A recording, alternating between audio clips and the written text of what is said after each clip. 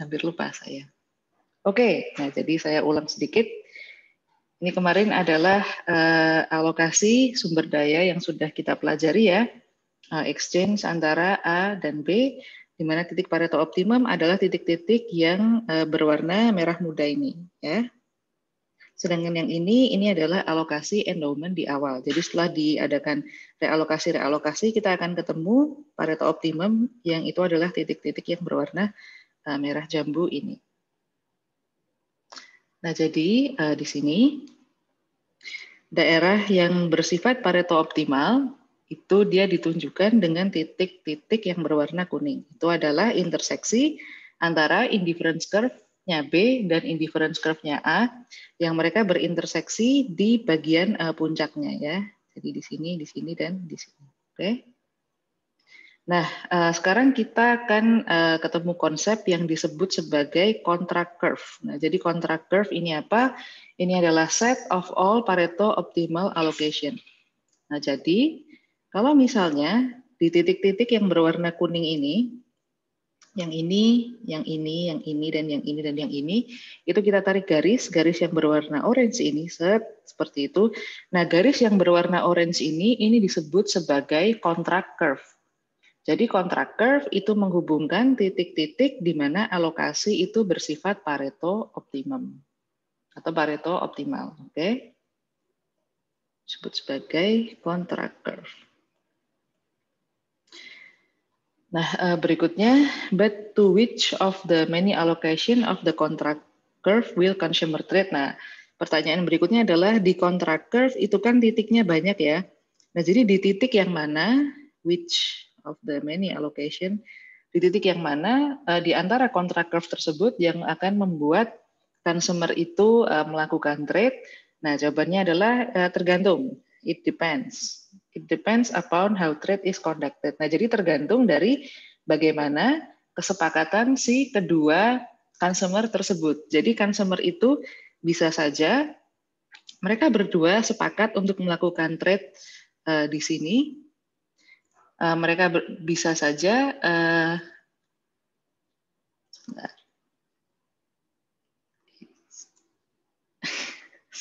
saya lagi males chat. Nah, mereka bisa saja setuju untuk melakukan trade di sini, bisa setuju melakukan trade di sini, bisa juga setuju melakukan trade di sini. Nah, itu jadi di bagian mana itu tergantung dari persetujuan mereka berdua. Oke. Nah, tapi yang perlu digarisbawahi adalah selama mereka berdua itu setuju untuk melakukannya di sepanjang contract curve, dalam artian di area yang Pareto optimum yang sama-sama menguntungkan untuk keduanya, nah itu it doesn't matter in which point mereka sepakat untuk melakukan trade. Oke. Nah, mari kita lihat bagaimana mereka berdua, ini contoh dari mereka menyusun persetujuannya. Nah, jadi kita punya singgungan antara indifference curve-nya A dan indifference curve-nya B. Jadi yang ungu sama yang hijau kan. Dan yang di tengah sini ini adalah core-nya. Core-nya di sini ini adalah alokasi yang dia bersifat Pareto. Oh, sorry. Jadi yang warna putih ini adalah set of allocation yang bersifat Pareto improving. Jadi Pareto improving itu adalah keadaan ketika satu orang itu bisa mencapai welfare yang lebih baik tanpa harus membuat orang lain worse off. Jadi satu orang bisa better off tanpa harus membuat orang lain worse off. Udah kita bahas ya minggu lalu. Sedangkan Pareto optimum itu satu orang dia tidak bisa better off tanpa membuat orang lain worse off. Oke? Nah, lalu misalnya di antara set of Pareto improving yang warna putih ini, dia kan dilewati oleh contract curve. Jadi yang orange ini adalah contract curve. Nah, ternyata titik yang kuning di sini, ada titik kuning di sini, ada titik kuning di sini. Nah, maka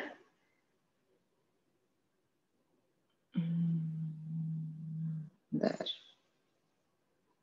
Oke. Nah, yang bagian ini, yang di bagian sini, yang di atasnya titik yang kuning, ini adalah Pareto optimal trades blocked by B. Maksudnya apa? Nah, ini memang bagian yang Pareto optimum bagi A, tapi bagi B dia tidak Pareto optimum. Nah, oleh karena itu dia diblok oleh B. Karena ketika di daerah sini A better off, tapi B ini worse off. Oleh karena itu B nggak mau kalau misalnya di sini.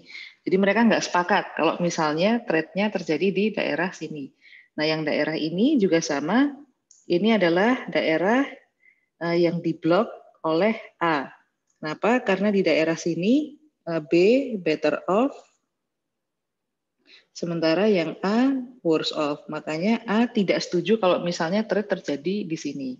Jadi di sini B nggak setuju, di sini A nggak setuju. Nah, lalu di mana mereka harus melakukan trade, di mana trade yang sama-sama disetujui oleh keduanya. Nah, trade yang sama-sama disetujui oleh keduanya itu adalah yang berada di sepanjang garis yang ada di dalam warna putih ini. Daerah warna putih ini maksud saya. Nah, jadi kalau yang di sini itu nanti baik A maupun B itu tidak ada yang worse off. Oke. Saya tulis di sini misalnya. Nobody worse off.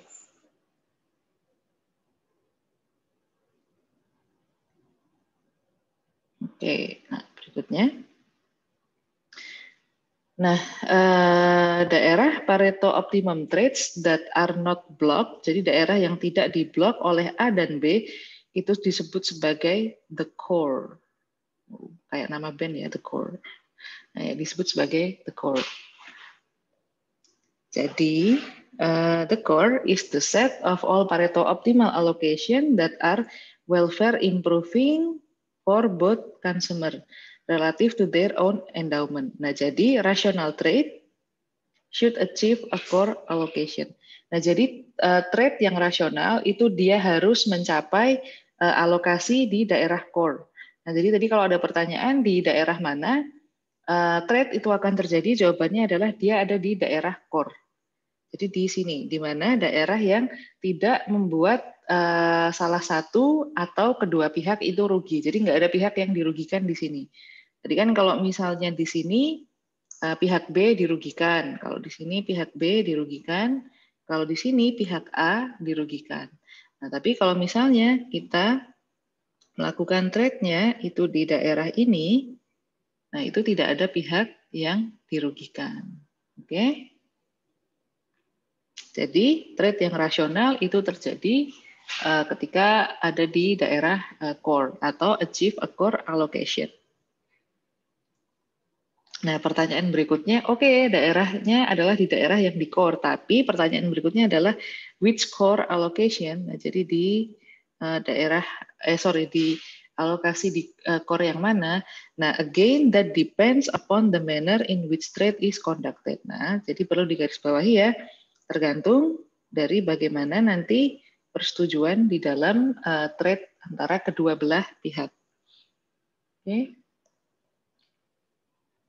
Nah, karena di sini kita belum tahu kan nanti alokasinya seperti apa. Nah, sekarang kita akan masuk ke contoh kasus. Nah, ini adalah kasus di mana trade itu terjadi di competitive market. Oops, sorry. Jadi kita melihat trade di competitive market. Consider trade in a perfectly competitive market. Nah, jadi perfectly competitive market, semua consumer itu adalah price taker, penjual juga price taker ya. Jadi kita punya consumer trying to maximize her own utility. Given P1, P2, and her own endowment. That's it. Nah, jadi di sini komponen dalam trade di competitive market itu adalah utilitas, price 1, price 2, dan juga endowment. Nah, jadi keempat komponen ini yang harus kita perhatikan. Nah, di sini misalnya ini untuk consumer A ya. Untuk consumer A itu nanti P1 dikali X1A ini adalah spending untuk mengkonsumsi X1 dan P2 dikali X2A ini adalah spending untuk mengkonsumsi X2. Lalu kita punya price 1 dikali endowment 1, ini harga untuk endowment 1, ini adalah untuk endowment 1, yang ini adalah untuk endowment 2. Jadi ada harga endowment 2 dan juga endowment 2 yang dimiliki oleh person A. Nah, jadi P1X1 sama dengan P1 endowment 1, P2X2 sama dengan P2 endowment 2. Oke? Nah, jadi sumbu yang horizontal ini adalah untuk yang X1, sumbu yang vertikal ini untuk yang X2. Jadi endowmentnya A kan segini ya, misalnya segini endowmentnya, endowment 2-nya segini. Nah, misalnya sekarang A itu ingin mengkonsumsi X2 lebih banyak, nah maka ini akan bergeser ke atas, maka dia akan menukarkan endowment satunya dia. Oleh karena itu dia akan mengkonsumsi lebih sedikit X1. Lebih sedikit dari endowment-nya dia. Nah, ketika dia mengkonsumsi di X1 star dan X2 star, nah itu nanti indifference curve-nya dia itu adalah yang ini. Misalnya saya lambangkan I2, yang ini ya, yang titiknya warna kuning. Sedangkan tadi kalau dia hanya mengkonsumsi endowment-nya sendiri, itu indifference curve-nya dia ada di sini. Misalnya I1 ya, titik yang warna hijau ini. Nah, of course, seperti yang kita tahu, indifference curve semakin jauh dari titik origin, utility-nya semakin besar. Nah, makanya dia akan lebih memilih untuk konsumsi di sini daripada di sini. Oke?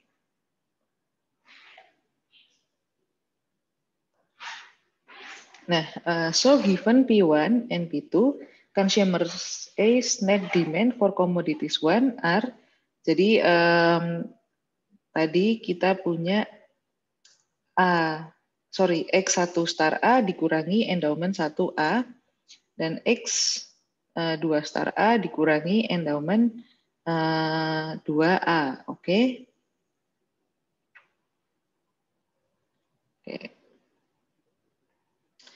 So similarly for consumer B, nah buat consumer B juga sama aja ya. Jadi dia punya P1X1B tambah P2X2B sama dengan P1 endowment 1B, P2 endowment 2B. Nah, jadi kalau misalnya dia ingin mengkonsumsi lebih banyak, nah itu nanti dia akan melakukan pertukaran. Jadi X2-nya bisa, endowment 1-nya bisa ditukar, endowment 2-nya bisa ditukar dengan untuk mendapat lebih banyak X1. Jadi di sini turun X2-nya, tapi X1-nya nambah. Nah, sama seperti tadi ya, ini indifference curve 1 adalah yang hanya mengkonsumsi endowment, indifference curve 2 adalah setelah dia melakukan pertukaran. Oke. Nah, di sini dia juga sama, given P1 and P2, consumer B's net demand for commodities 1 are X1 star dikurangi endowment 1 dan X2 star dikurangi endowment 2. Oke. Nah, trade in competitive market, a general equilibrium occurs when price 1 and price 2 cause both market for commodities 1 and 2 to clear. Nah, jadi general equilibrium itu terjadi ketika nanti harga barang 1 dan barang 2 itu membuat tidak ada excess atau market clearance. Jadi tidak ada excess demand maupun excess supply, baik terhadap barang 1 maupun barang 2. Jadi di sini demand sama dengan supply, baik itu demand barang 1 maupun demand barang 2, supply barang 1 maupun barang 2. Jadi market clearance. Nah, market clearance itu terjadi ketika X1A tambah X1B itu sama dengan endowment 1A ditambah endowment 1B. Dan juga ketika X2A ditambah X2B sama dengan endowment 2A ditambah endowment 2B. Ini tidak ada excess di sini, tidak ada sisa dari demand maupun supply baik barang 1 maupun barang 2. Nah, dalam hal ini baik A maupun B itu mereka sama-sama memiliki demand untuk barang 1 dan barang 2 dan sama-sama memiliki supply untuk barang 1 dan barang 2. Supply-nya itu si endowment-nya ini. Nah, demand-nya itu yang di sebelah sini. Jadi nanti di pasar demand dan supply itu jumlahnya sama. Oke. Nah, tadi kita kembali ke core tadi ya. Jadi tadi kita sudah memahami bahwa core itu yang ada di sebelah sini. Oke? Nah, can this PO allocation be achieved? Nah, apakah alokasi di titik ini itu bisa dicapai? Nah, di sini kita akan memasukkan satu komponen baru ke dalam Edgeworth Box, yaitu budget constraint. Misalnya yang warna putih ini adalah budget constraint untuk customer A. Nah, jadi yang warna putih ini ya, ini adalah budget constraint untuk customer A. Maka, sebentar. Nah, maka di sini, oh, saya tadi kebalik menyebutkan, sorry. Yang warna hijau ini adalah indifference-nya si A, dan yang warna ungu adalah indifference curve-nya si B. Sorry, tadi di depan saya salah menyebutkan. Jadi jangan sampai kebalik seperti saya ya. Jadi yang warna hijau itu adalah indifference curve-nya customer A, sedangkan yang warna ungu itu adalah indifference-nya customer B. Oke, sorry about that. Nah, jadi kembali lagi ke PPT. Nah, jadi kalau misalnya kita memperkenalkan budget constraint yang warna putih ini, maka ini untuk mencapai utility yang lebih baik, itu si indifference curve yang ini, yang misalnya saya kasih nama indifference curve 1, itu dia akan geser ke sini, ke indifference curve 2, misalnya seperti itu. Jadi dari titik ini nanti akan geser ke titik ini untuk mencapai utility yang lebih tinggi. Karena kan utility optimum itu ketika budget constraint bersinggungan dengan indifference curve kan. Nah, oleh karena itu dia akan geser dari yang I1 ke I2 di sini. Jadi dari titik ini akan geser ke titik ini. Oke. Nah, kalau misalnya dia geser dari I1 ke I2, nah itu artinya nanti si A ini akan mengkonsumsi X1 lebih banyak dan akan mengkonsumsi X2 lebih banyak juga. Oke. Nah, yang berikutnya kita lihat budget constraint untuk customer B. Nah, yaitu yaitu yang ini. Nah, sebetulnya ini adalah ini adalah budget constraint yang sebetulnya sama juga di sini ya. Jadi, kalau kita menggambar Edgeworth box dan kita tarik, coba saya. Jadi kan ini adalah budget constraint customer B kan. Nah, ini kalau kita tarik, kalau misalnya saya tarik ke sini misalnya, set.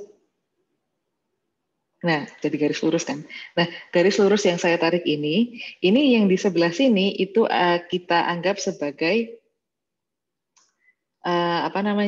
budget constraint-nya customer B. Yang sini ini adalah budget constraint-nya customer A. Nah, tapi sebetulnya mereka adalah satu garis lurus. Jadi budget constraint antara customer B dan customer A itu adalah satu garis lurus. Satu garis lurus ini. Oke, nah tadi kita sudah tahu untuk si A dia akan pindah dari titik ini ke titik ini. Nah, sekarang mari kita lihat bagaimana reaksinya si B. Oke. Nah, bagaimana reaksinya si B? Nah, untuk yang B, dia awalnya di mana sih? Awalnya di situ. Oke. Nah, jadi titik awalnya itu di sini ya. Titik awalnya di sini, titik keduanya di sini. Nah, untuk si B, yang awalnya itu kan yang jadi si B itu awal indifference curve-nya itu adalah yang ini. Jadi dia I1-nya karena sekarang dia punya budget constraint maka dia pindah ke yang ini. I2 misalnya. Nah, jadi untuk si B dia akan pindah dari sini ke titik yang ini. Ini titik yang kedua, ini titik yang kedua untuk si A, ini untuk si B. Nah, sekarang pada keadaan ini Baik A maupun B, dua-duanya sudah berada di utility maksimum. Kenapa? Karena keduanya punya indifference curve yang bersinggungan dengan budget constraint. Jadi seperti itu ya. Ini memang agak ribet karena banyak titik-titik dan banyak garis. Jadi kita harus lebih jeli dalam melihat hal ini. Oke? Jadi tadi ya, si B, dia alokasinya sekarang dia mengkonsumsi X2 lebih banyak, dan dia mengkonsumsi X1 juga lebih banyak. Nah, jadi sama-sama mengkonsumsi X1 dan X2 lebih banyak. Si A juga dia mengkonsumsi X1 lebih banyak dan X2 lebih banyak. Jadi sama-sama better off, baik A maupun B. Nah, kalau sudah, maka kita tarik garis putus-putus di sini. Saya ganti warna abu-abu misalnya. Nah, garis putus-putus di sini. Dan garis putus-putus di sini. Ini juga tarik garis putus-putus di sini ke garis putus-putus di sini. Oke, nah di sini kita bisa lihat bahwa,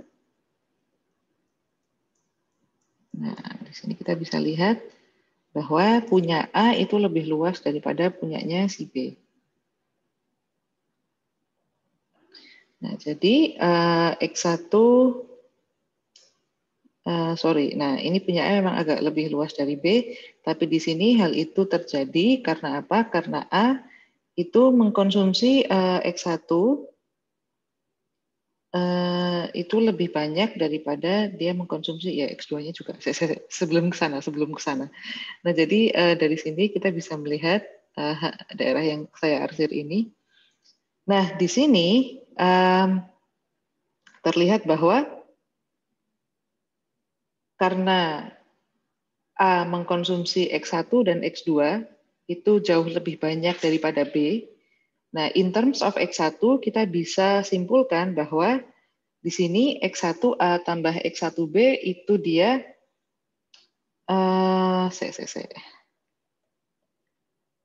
lebih kecil. Kenapa lebih kecil? Oke. Oke. Saya mengerti sekarang kenapa dia lebih kecil. Nah, jadi di sini barang yang X1 yang dikonsumsi A itu cuma sampai titik yang ini. Sedangkan X1 yang dikonsumsi B itu adalah sampai titik yang ini.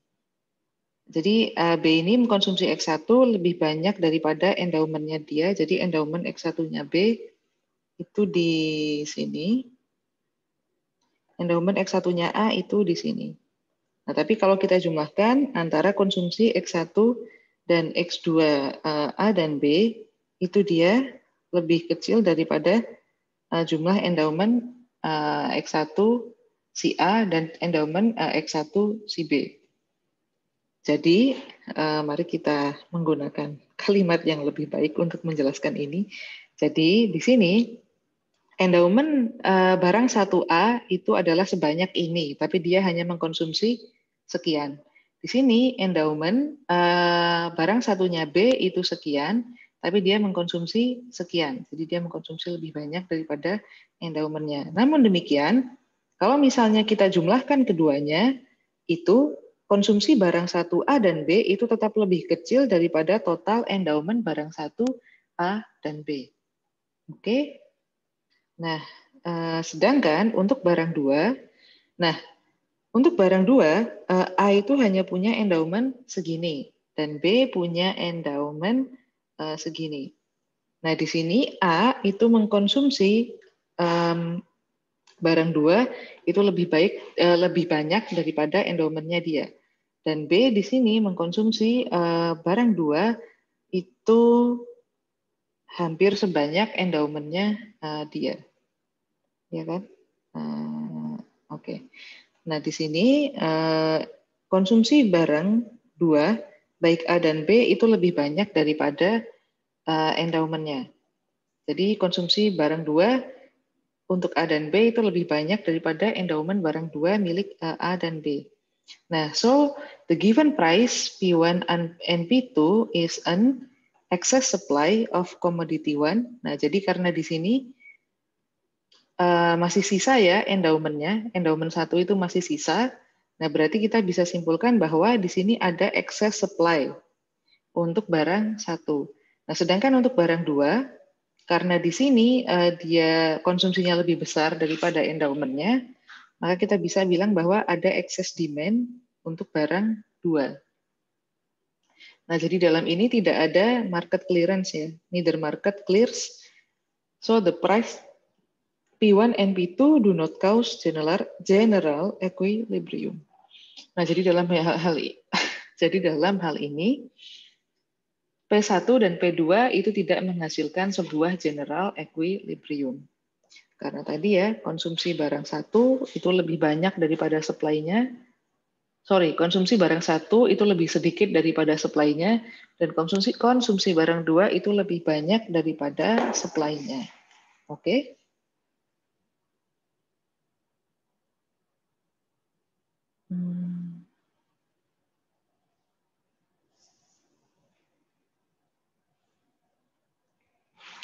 Nah, jadi tadi kan kita sedang bahas alokasi yang di titik orange ini ya. Jadi kita bisa simpulkan bahwa allocation di titik orange ini cannot achieve by competitive trading.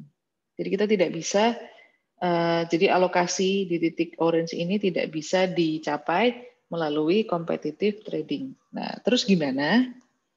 Nah, oleh karena itu kita sekarang mencari. Nah, kalau misalnya titik yang ini nggak bisa dicapai melalui competitive trading, jadi titik yang mana yang bisa dicapai melalui competitive trading?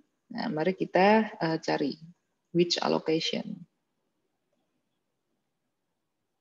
Since there is an excess demand for commodity 2, P2 will rise. Nah, jadi karena ada excess demand nih untuk komoditi 2, maka nanti harganya akan naik. And since there is excess supply for commodity 1, maka di sini harga 1 itu akan turun. Jadi seperti hukum supply demand. The slope of the budget constraint is minus P1 over P2. So the budget constraint will pivot about the endowment point and become less steep. Nah, jadi ini karena nanti P2 itu naik, jadi kita punya minus P1 dibagi P2 kan. Nah, P2-nya naik, dan P1-nya turun. Nah, nanti yang akan terjadi adalah slope-nya itu akan mengalami bukan pergeseran, tapi sudutnya akan berubah. Jadi besar slope-nya itu akan berubah. Sekarang dia menjadi lebih landai. Karena kan penyebutnya sekarang lebih besar kan daripada pembilangnya, nanti dia menjadi lebih landai.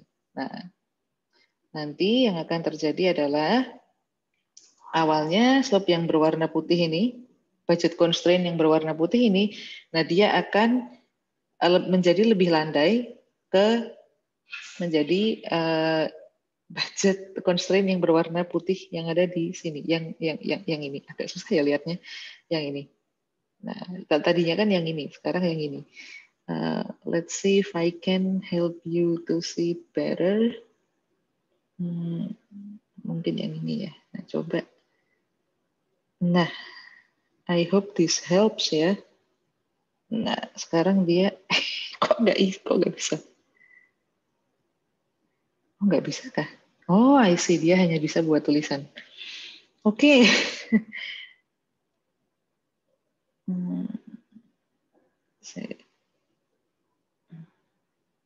Nah, jadi misalnya saya coba mengikuti garis ini. Nah, is it better? I hope it's better. Nah, jadi sekarang kita melihat ke yang ini ya.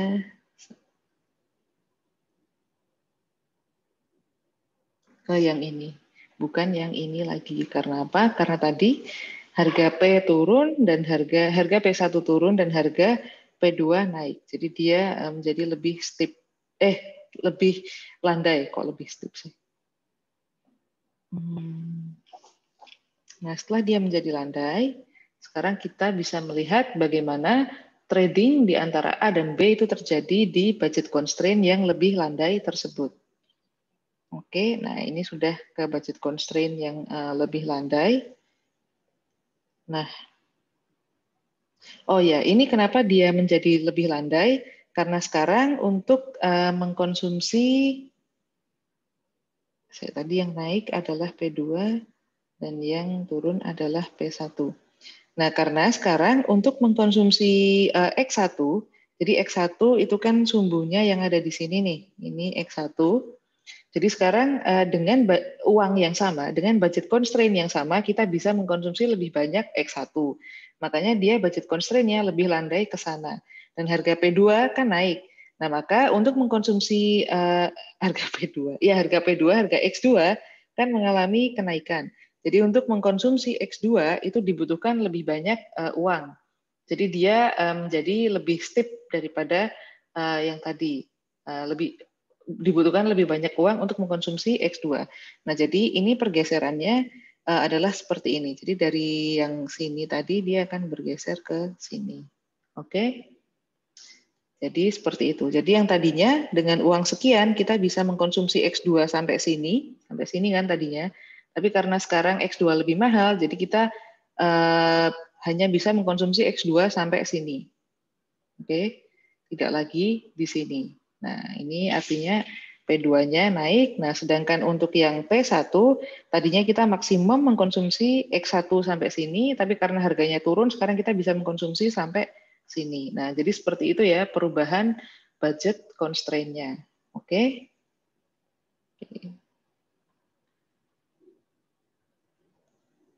Nah, lanjut. Nah, ini dengan budget constraint yang baru. Kita lagi-lagi mencari alokasi yang paling optimum, yang equilibrium melalui competitive trading. Nah, jadi di sini kita ketemu titik yang warna kuning. Titik yang warna kuning ini adalah ketika Pareto optimum kan tadi. Nah, lalu kita tarik garis yang warna orange ini jadi ini core-nya. Jadi kita cari core dulu pertama-tama. Nah, ini kan core-nya. Di sini. Nah, kalau sudah, nanti kita akan mencari alokasi barang yang paling optimum. Ini adalah core. Nah, mari kita lihat yang di titik warna kuning. Nah, ini adalah nanti konsumsi X1-nya A itu di sini. Dan konsumsi X2-nya A itu di sini.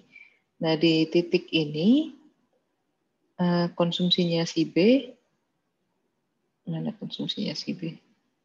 Oke. Nah, ini budget constraint untuk customer A dulu ya. Nah, jadi budget constraint untuk customer A itu di sini. Nah, kita lihat indifference curve-nya yang ini. Jadi yang ini yang kita lihat. Saya lambangkan I star misalnya. Jadi, warna kuning lagi. Titiknya itu ada di sini kan. Nah, jadi dia akan mengkonsumsi sekian dan sekian. Sekian X1 dan sekian X2. Nah, sedangkan untuk si B, mari kita lihat budget constraint-nya si B. Budget constraint-nya si B, nah jadi kalau tadi budget constraint-nya A itu yang ini, maka sekarang budget constraint-nya B itu yang ini. Jadi mereka sebenarnya tumpuan ya, si A sama si B. Tadi juga sebetulnya tumpuan antara budget constraint-nya A sama B. Nah, di sini kita lihat indifference curve-nya yang ini. Ini punya si B, indifference curve-nya si B itu yang ini. Nah, maka di sini konsumsinya si B itu ada di titik yang ini kan. Dia akan mengkonsumsi, saya pakai warna hijau deh misalnya. Nah, dia akan mengkonsumsi X1 sebanyak ini dan dia akan mengkonsumsi X2 sebanyak ini. Oke, nah tadi si A mengkonsumsi X1 sebanyak ini dan X2 sebanyak ini. Nah, di dalam keadaan ini, kita bisa lihat bahwa total konsumsi X1 untuk si A dan si B itu sama dengan total endowment X1, si A, dan si B. Di sini kita juga bisa lihat bahwa total konsumsi X2, si A, dan si B itu sama dengan total endowment X2, total endowment barang 2, A, dan B. Nah, berarti tidak ada ekses kan di sini. Nah, at the new price, P1 and P2, both markets clear. Jadi kita ada market clearance di sini, jadi kita punya general equilibrium. Jadi trading in competitive market achieve a particular Pareto optimum or Pareto optimal allocation of the endowment.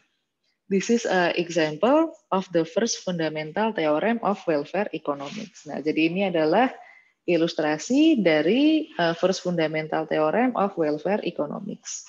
Jadi ide dari welfare economics itu adalah kedua consumer, dalam hal ini A dan B, itu mereka mencapai Pareto optimum. Jadi pertama mereka mencapai Pareto optimum. Pareto optimum artinya utility-nya maksimum, berarti U optimum. Dan di sini yang kedua adalah kita punya general equilibrium. Nah, jadi ada dua keadaan ya yang merupakan ide dari first fundamental theorem of welfare economics. Pertama ada Pareto optimum, dua ada general equilibrium. Oke. Nah, ini tadi contoh yang terjadi di competitive market. Nah, kenapa kita menggunakan competitive market? Karena akan sulit memodelkan welfare economics jika model pasarnya itu bukan pasar kompetitif. Jadi Anda bisa bayangkan dengan pasar monopoli, it's not going to happen because one of the party has a market power and the other do not have market power. Nah, jadi sebetulnya ini lebih ke realm idea ya, di dunia nyata agak sulit untuk mencapai hal ini. Ini I don't even spell idea correctly, sorry guys.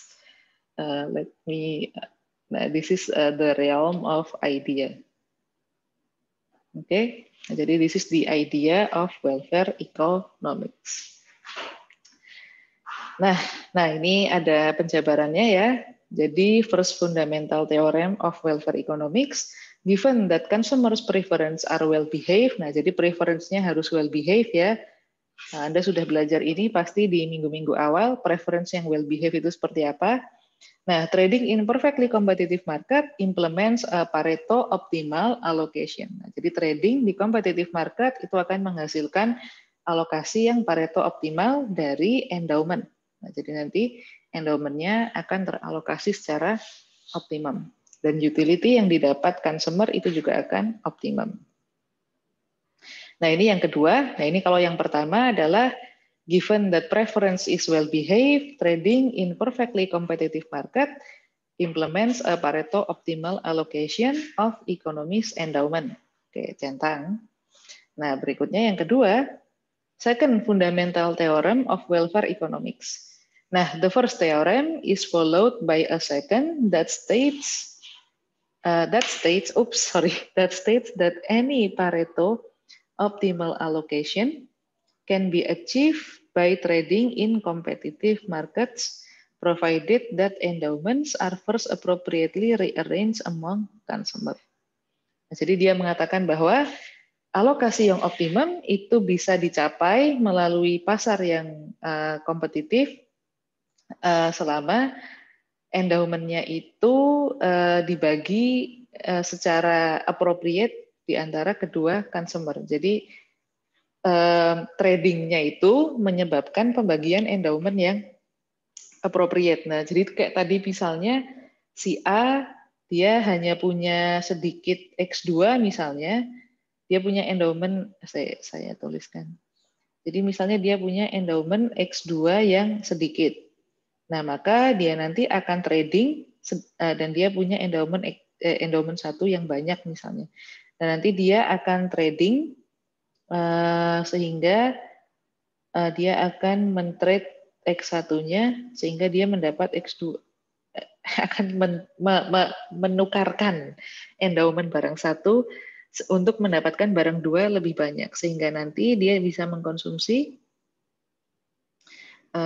X2 star dan X1 star di jumlah yang lebih proporsional. Nah, itu yang dimaksud dengan rearrange appropriately. Jadi jangan sampai satu consumer itu punya satu endowment itu terlalu ekstrim lebih banyak daripada yang lain. Jadi supaya proporsional dan sesuai dengan utility maksimum functionnya dia. Oke. Jadi saya bacakan ya, given the consumer preference are well behaved for any Pareto optimal allocation, there are prices and allocation of the total endowment that makes the Pareto optimal allocation implementable by trading in competitive market. Oke. Nah, jadi ini alokasi yang appropriate, mana tadi? Alokasi, optimal allocation. Nah, ini sama dengan alokasi yang appropriate tadi. Nah, itu sebetulnya ada di sepanjang contract curve. Jadi yang di sepanjang contract curve ini sebetulnya alokasi yang optimum atau alokasi yang appropriate. Nah,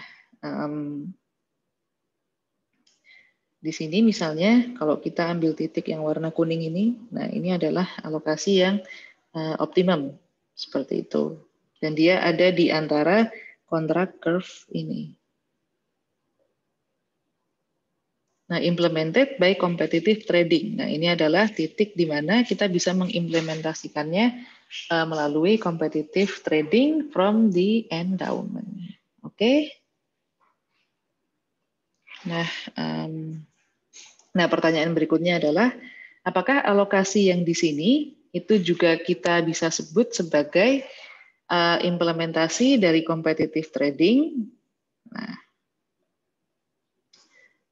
the answer is no. Nah, jadi tadi saya ulang ya, kalau di sepanjang contract curve itu kan ada alokasi yang optimum, tapi yang bisa dicapai melalui competitive trading itu hanya satu. Jadi tadi gabungan dari alokasi-alokasi optimum, nah itu kita cari yang mana yang bisa dicapai melalui competitive trading. Oke? Nah, jadi yang di sini ini nggak bisa dicapai melalui competitive trading. Kenapa? Karena di sini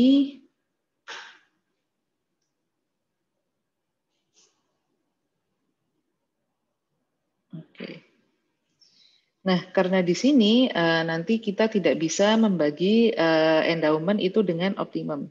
Karena kan titik endowment itu kan di sini ya. Jadi kalau misalnya kita punya, kita tarik apa namanya budget constraint-nya. Jadi ini adalah budget constraint-nya.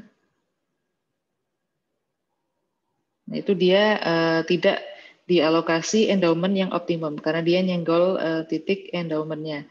Nah, tapi kalau misalnya titik endowment-nya tidak berada di sebelah situ, nah bisa saja si titik warna kuning ini menjadi alokasi yang bisa dicapai melalui competitive trading. Nah, jadi misalnya sekarang, sorry, saya sepertinya salah menyebutkan sesuatu. Oh, Oke. Nah, ini nggak bisa disebut sebagai, sorry, ini adalah alokasi yang tidak bisa dicapai melalui competitive trading. Karena apa? Karena di sini kalau, aduh, lupa saya lurusin lagi. Karena misalnya kalau dari titik kuning ini kita tarik apa namanya budget constraint. Nah, itu dia tidak berada di alokasi endowment yang optimum. Jadi ini bukan titik alokasi endowment yang optimum karena titik alokasi endowment yang optimum itu nanti bukan gambar, tapi garis budget strain-nya itu harusnya seperti ini. Nah, jadi dia menempatkan titik endowment ini titik endowment di sini dan titik equilibrium-nya di sini. Nah, jadi yang endowment sama equilibrium itu dia paralel. Jadi dia paralel. Ini kan paralel ya. Seperti itu. Nah, kalau ini kan posisinya nggak paralel, maka dia bukan titik yang bisa dicapai melalui competitive trading. Jadi ciri-ciri titik yang dicapai melalui competitive trading itu yang seperti ini. Kalau misalnya titik optimumnya itu paralel dengan dengan endowment-nya. Jadi ini budget constraint itu menyinggung titik puncak masing-masing indifference curve dan titik endowment itu ada di sini. Nah, ini bisa dicapai melalui competitive trading. Kalau yang ini tadi nggak bisa. Karena pasti nanti ada excess di market, jadi nggak terjadi market clearing. Oke. Nah, berikutnya kita akan ketemu konsep yang bernama hukum Walras atau Walras Law. Walras Law is an identify. Walras Law itu adalah sebuah identify atau identifikasi. Jadi sebagai contoh, statement that is true for any positive prices, whether these are equilibrium prices or not. Agak bingung ya, mari kita lanjutkan dulu supaya lebih jelas. Nah, jadi Walras Law, every consumer's preference are well behaved, so for any positive prices, each consumer spends all of his budget. Nah, ini adalah contoh dari Walras Law. Jadi Walras Law ini adalah identifikasi sebagai contoh statement that is true for any positive prices, whether these are equilibrium prices or not. Nah, jadi ini adalah sesuatu yang applicable regarding kita itu berada di titik equilibrium atau bukan. Nah, jadi misalnya di sini kan kita tahu bahwa untuk harga yang positif itu setiap consumer pasti spending all of his budget, regardless itu di titik equilibrium atau tidak. Itu consumer pasti memaksimumkan utilitasnya kan. Nah, maksimum utility itu kan artinya dia akan spending all of their budget. Nah, Walras Law itu yang seperti ini. Jadi dia identify bahwa for any preference that are well behaved, for any positive prices, each consumer will spend all of his budget. Agak membingungkan, tapi ya intinya Walras Law itu hanya mengatakan bahwa ya that's true. Dia hanya memastikan bahwa itu benar. Jadi benar kan bahwa setiap orang itu selama preference-nya itu well behave, maka untuk di tingkat harga manapun dia akan berusaha memaksimumkan utilitas. Memaksimumkan utilitas itu artinya dia akan spending all of their budget. Oke, jadi untuk consumer A, P1X1A ditambah P2X2A itu akan sama dengan P1 endowment 1A ditambah P2 endowment 2A. Yang B juga sama, P1X1B ditambah P2X2B akan sama dengan P1 endowment 1B tambah P2 endowment B. Oke. Nah, jadi ini tadi. Nah, kalau kita jumlahkan nanti kita punya P1 dikali X1A ditambah X2B ditambah P2 dikali X2 tambah X2B itu sama dengan P1 dikali endowment 1A ditambah P2 dikali endowment 2. Ini harusnya A dan endowment 2B. Oke. Nah, kalau misalnya kita rearrange lagi, nanti P1 dikali X1A tambah X1B dikurangi endowment 1A dikurangi endowment 1B ditambah P2 dikali X2A ditambah X2B dikurangi endowment 2A dikurangi endowment 2B itu sama dengan 0. That is, this says that the sum market value of excess demand is 0 for any positive prices P1 and P2. This is Walras Law. Jadi ini adalah Walras Law atau hukum Walras. Nah, jadi ini sebetulnya adalah parafrase, ini rephrase dari yang tadi ada di sini ya. Jadi kalau misalnya tadi preference itu well behave, maka untuk positive prices itu pasti consumer akan spending semua budgetnya. Nah, itu implikasinya adalah the sum market value of excess demand is 0 for any prices 1 and 2. Nah, di sini kuncinya adalah excess demand is 0. Nah, ini kan artinya kan baik A maupun B, ini kan spend all of their budget. Karena nggak ada excess demand, spend all of budget. Jadi sama seperti yang tadi sebenarnya, cuma di reiterasi aja. Nah, jadi Walras Law ini mengatakan bahwa Sum market itu adalah ini kan marketnya dijumlahkan ya, antara market barang 1 dan market barang 2. Jadi sum market value of excess demand is 0 for any positive prices. Nah, jadi di sini selama P1 dan P2-nya positif, nanti excess demand itu sama dengan 0. Karena apa? Karena ini tadi, A dan B akan spending semua budgetnya. Oke? Dan di sini sumber dayanya semua habis. Oke? Nah, apa implikasi dari Walras Law? Nah, suppose the market for commodity A is in equilibrium, that is, jadi misalnya komoditi A itu berada di equilibrium, di mana X1A tambah X1B sama dikurangi endowment A, di mana X1A ditambah X1B dikurangi endowment 1A dikurangi endowment 1B sama dengan 0. Nah, maka di sini kita tahu bahwa kita punya equilibrium yang ini tadi. Nah, this implies that X2A ditambah X2B dikurangi endowment 2A dikurangi endowment 2B sama dengan 0. Jadi baik yang ini maupun yang ini itu sebetulnya sama karena equilibriumnya seperti ini. So, one implication of Walras Law for two commodity exchange economy is that if one market is in equilibrium, then the other market must also be in equilibrium. Nah, jadi kembali ke sini. Nah, tadi kita kan ingin melihat pasar untuk komoditinya si A. Nah, kita tahu bahwa untuk barang satu itu marketnya clear. Nah, berarti kalau misalnya ini marketnya adalah competitive market, maka kita bisa simpulkan begitu kita tahu market barang satu clear, pasti market barang dua juga clear. Dan nanti general equilibrium-nya itu adalah yang ini.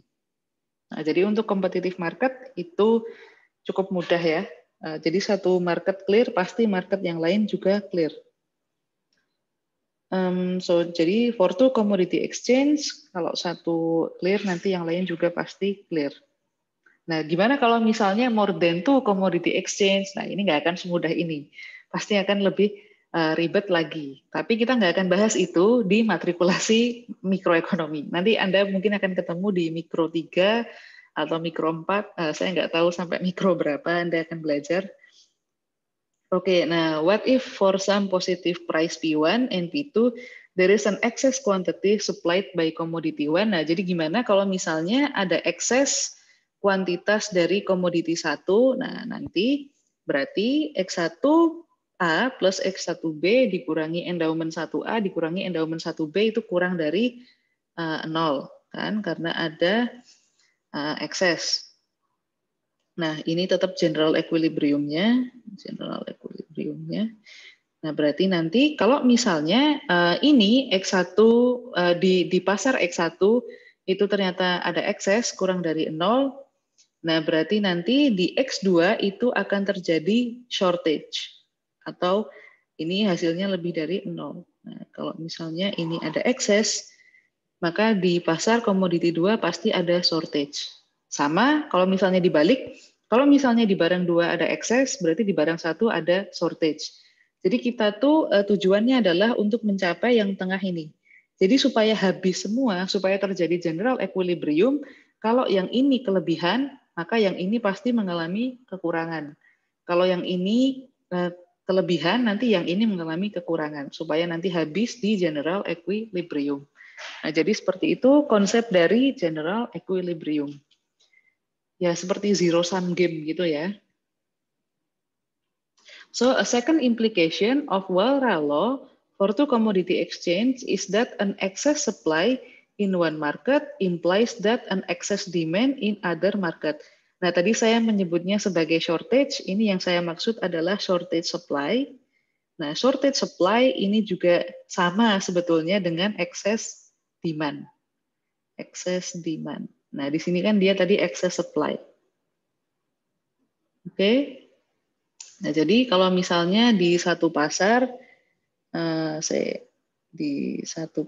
misalnya pasar barang satu, ini ada, saya bikin tabel aja ya supaya lebih gampang.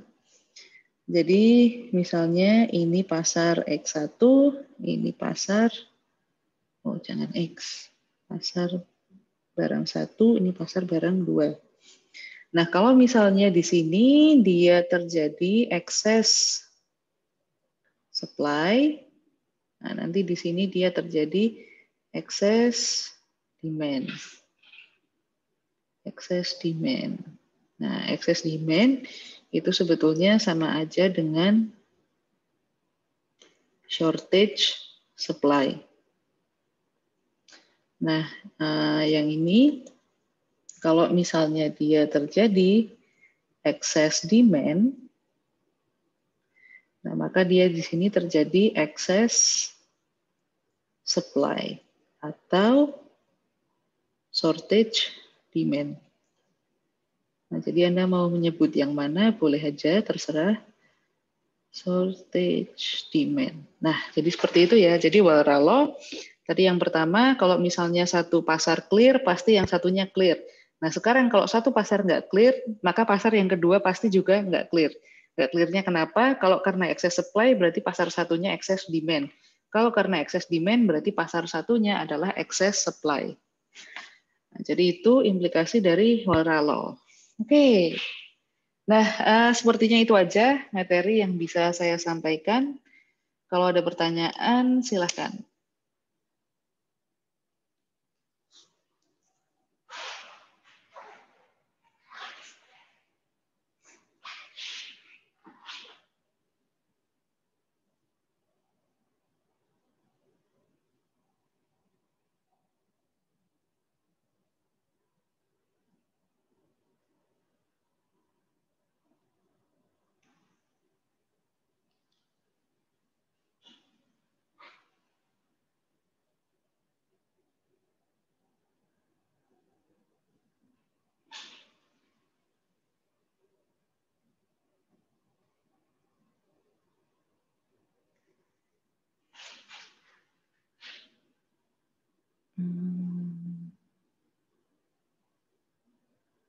Oke, nggak ada pertanyaan? Yakin nih nggak ada pertanyaan? Oke, kalau nggak ada pertanyaan ya nggak apa-apa sih. Oke, jadi seperti biasa Bu, nanti. Oh, silakan, silakan. halo. Ini saya tadi ada kendala jaringan sebenarnya, Bu. Jadi mulai dari Waller's Law ini mulai nggak bagus connectionnya. Nah, ini tiba-tiba yang ada explanation terakhir tentang pasar 1, pasar 2, excess supply, excess demand yang ada tanda panah ini uh, bisa di-repeat lagi sekali, Bu. Apa namanya? Yang konsep terakhir ini. Jadi kayak pasar 1 ini maksudnya ketika ada excess supply, di pasar 2 akan mengalami excess demand gitu Bu ya? Apa gimana? Kayak rangkumannya ini loh Bu terakhir. Oke, nah jadi yang di terakhir ini, Walra Law ini mengatakan bahwa kalau misalnya di salah satu pasar itu tidak terjadi market clearing, nah itu pasti di pasar yang satunya itu juga tidak terjadi market clearing. Nah jadi kalau misalnya di pasar satu itu terjadi excess supply, nah itu pasti di pasar dua akan terjadi excess demand atau shortage supply. Nah jadi excess demand itu sama dengan shortage supply. Nah, kalau di pasar satu terjadi excess demand, nanti di pasar dua akan terjadi excess supply atau shortage demand. Nah, jadi itu implikasi dari Walra Law kalau misalnya tidak terjadi market clearing di salah satu pasar. Seperti itu.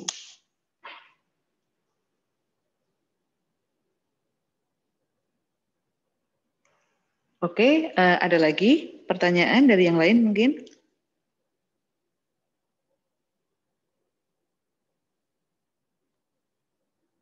Saya Bu, Silakan. tadi Ibu menjelaskan terkait dengan itu Bu, bisa mohon maaf Bu, bisa dinaikkan sedikit, bisa Sebentar, dinaikkan sebentar, kembali. sebentar, sebentar. Gitu.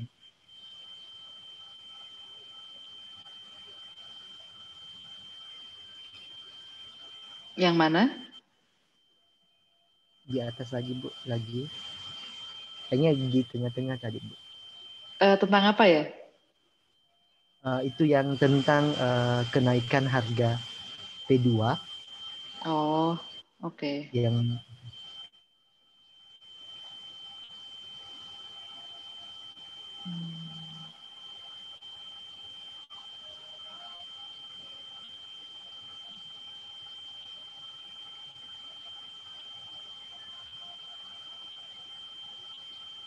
Yang ini ya? Bukan.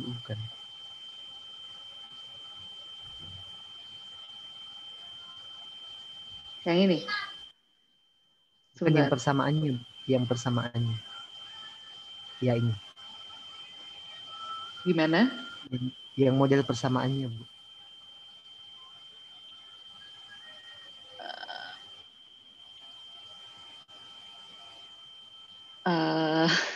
Yang ini kah? Ini kayaknya sebelum kenaikan harga. Oh, yang ini, Bu, yang ini.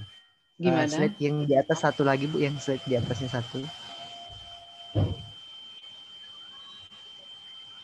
Oke. Yang sebenarnya saya masih bingung di sini, Bu, yang bagian ini yang terkait dengan ini. Kapan dia kenapa dia bisa lebih kecil dan kenapa dia bisa lebih besar? Oke, nah jadi di sini sebetulnya simpel aja ya ketika kita menyimpulkan apakah nanti dia konsumsi X1 dan X2 itu lebih besar atau lebih kecil daripada endowment. Nah jadi yang pertama adalah Anda bisa menjumlahkan, jadi ini karena nggak ada angkanya ya, jadi karena nggak ada angkanya jadi agak susah dibayangkan, tapi nanti kalau ada angkanya, Anda sebetulnya tinggal menjumlahkan saja angka dari X1 dan X2. Jadi nanti Anda tahu apakah dia itu lebih kecil atau lebih besar daripada endowment 1 dan 2. Nah, jadi yang kedua, itu kalau Anda tarik garis yang ada di sini, yang konsumsi X1B sama konsumsi X1A, itu nanti garisnya akan lebih pendek daripada yang ada di,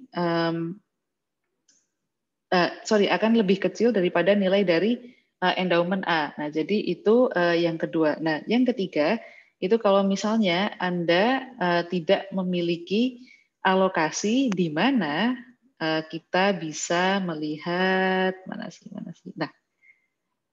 Nah, jadi ketika Anda punya alokasi di mana titik alokasi optimum itu tidak paralel, jadi dia di sini kan paralel ya sama titik endowment. Nah, jadi ini adalah ciri-ciri dari market clearing. Jadi ini adalah ciri-ciri di mana konsumsi dan endowment itu alokasinya habis semua untuk konsumsi. Jadi nggak ada ekses. Tapi kalau yang tadi di sini kan kita bisa lihat bahwa titik optimumnya itu tidak paralel dengan titik endowment. Nah, ini misalnya. Ini titik optimumnya kan di sini. Endowment-nya di sini. Dia nggak paralel. Nah, ini yang paralel itu sebetulnya kalau misalnya endowment-nya di sini. Nah, ini adalah salah satu ciri nanti terjadi ekses di pasar. Nah, jadi tips saya ada 3 tadi. Yang pertama, lihat angkanya. Kalau misalnya dijumlahkan antara konsumsi dan endowment, nanti angkanya hasilnya nggak sama, nah berarti ada ekses. Tapi karena di sini kita belum menggunakan angka, jadi susah dibayangkan. Nah, yang kedua, lihat apakah titik optimum itu paralel dengan titik endowment. Kalau ini kan nggak paralel, berarti dia pasarnya nggak clear, pasti ada ekses. Tapi kalau di sini, tadi dia itu titik optimumnya di sini, alokasi optimumnya di sini, endowment-nya di sini dia paralel dan sama-sama dilewati budget constraint. Nah, ini adalah ciri-ciri pasar yang nanti tidak akan ada ekses. Nah, jadi itu tips dari saya. Seperti itu, oke? Ada lagi yang lain? Bu, saya ini kan saya coba buka slide-nya juga yang dikirim di email. Tapi ternyata banyak yang ke hidden tulisannya, jadi mungkin karena formatnya atau yang lainnya. Tapi ketika menjelaskan tadi tentang baru masuk ke materi budget constraint, mungkin sekitar slide 71-72 kalau di PPT yang Ibu kirim sebelumnya. Nah, itu saya masih bingung kayak ketika A memiliki budget constraint itu kan indifferent curve-nya itu akan bergeser. Nah, ketika bergeser itu sebenarnya kalau tadi kan Ibu menjelaskan bahwasanya konsumsi untuk X1 dan X2-nya itu sama-sama meningkat gitu. Tapi saya lihat di slide saya dan dari pemahaman saya tadi, kok hanya X1 saja ya sepertinya meningkat Bu ya, sedangkan X2 itu sebenarnya dia berkurang daripada titik sebelumnya, dari indifferent curve sebelumnya. Itu di slide berapa ya? Kayaknya di sekitar slide 71-72 kalau saya lihat di PPT yang Ibu kirim ke email. Wait, well I don't have the number here. Mulai masuk ke trade in competitive market, budget constraint for consumer A. Oke, jadi yang ini ya.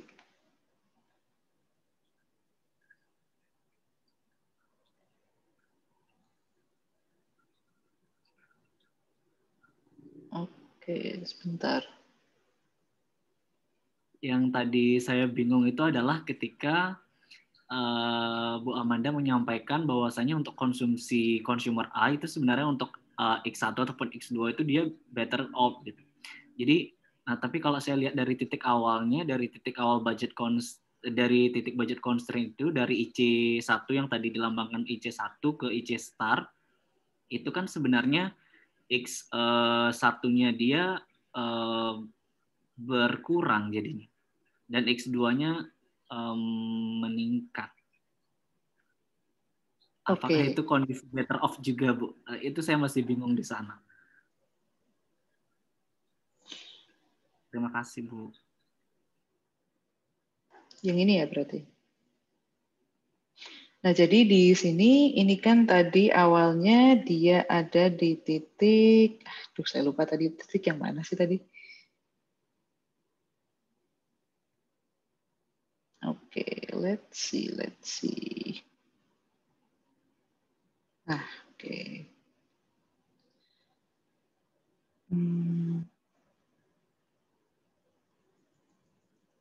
Ini kita akan pindah ke, wait, I cannot find it.